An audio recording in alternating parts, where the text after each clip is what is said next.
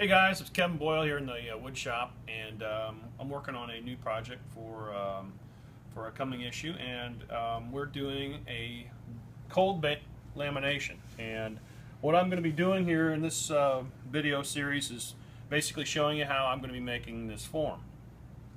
So what I have here is basically 3 layers of MDF.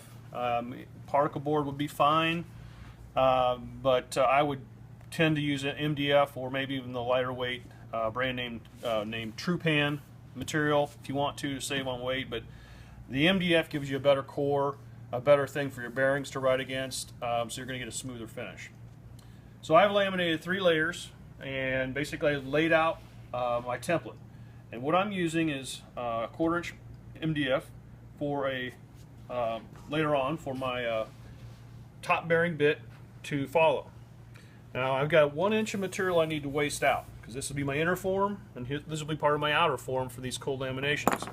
For those guys out there that don't know what cold bit lamination is, basically you're taking thin strips of wood, this happens to be mahogany, and you put glue between it, and as you cut them thin enough, it enables you to bend them in a pretty tight radius. So I'm going to basically capture these layers with glue in between these 2 forms at a later date.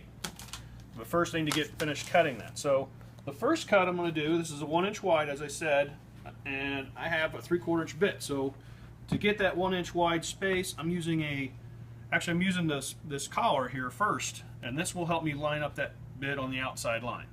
So then I'm going to waste away this thing. I'll make several passes. I'll take a little bit of time until this piece is free. I'll slide it off, and then I'm going to change my router out to this top bearing bit. So then I'll have like a 1/4 inch material left to remove on the inside of the pattern, or my form, I should say.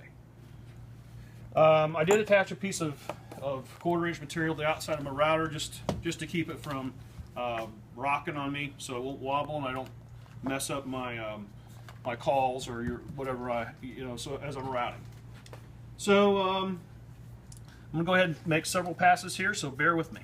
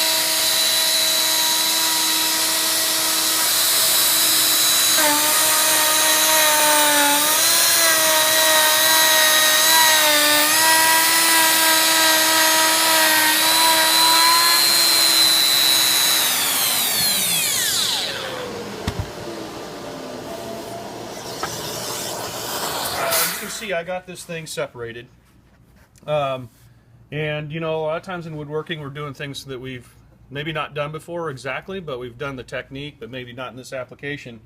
And I've done this before, similar situation, but this is a lot of material to go through. 3 layers of MDF. I'm not using a 3-layer bit thick bit or length bit, but I had to step down. The first pass I went through, I had taken almost 3/4 inch. You can see how I basically am trying to push against this thing, but I got a little off of my template. So no big deal. It's not perfect, but here's the thing. So I got my inside forms perfect, right? So what I decided I started doing is I started making shallower passes and taking more of them. I also, as you saw, I just did this side so I could hold it against that template. Then I moved to the other side and then finished off up here. So I'm taking smaller bites, and I'm not trying to work my way all the way around this whole thing. So taking smaller bites helped out a lot, and I had one more little oops over here. But as you can see down through the sidewall, the only problems I had were really on the first pass. So once I corrected and tried to take this into bite-sized pieces, it worked out fine. So all I'm going to do is I'm going to come in and scab in a piece here, fill that in, and then flush trim that, and we'll be good to go.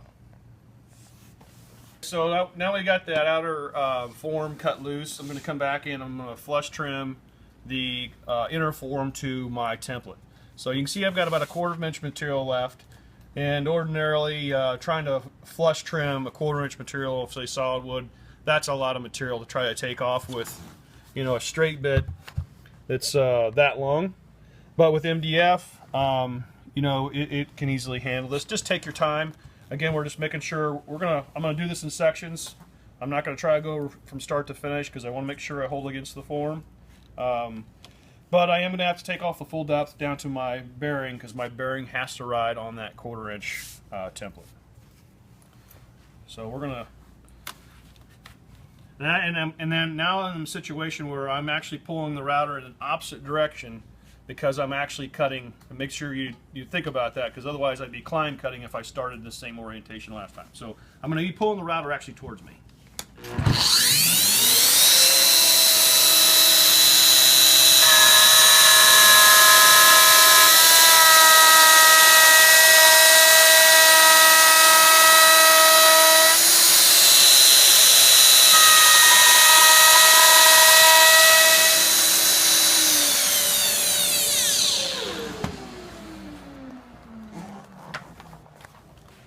Okay, now I can go ahead and lower my bit down all the way.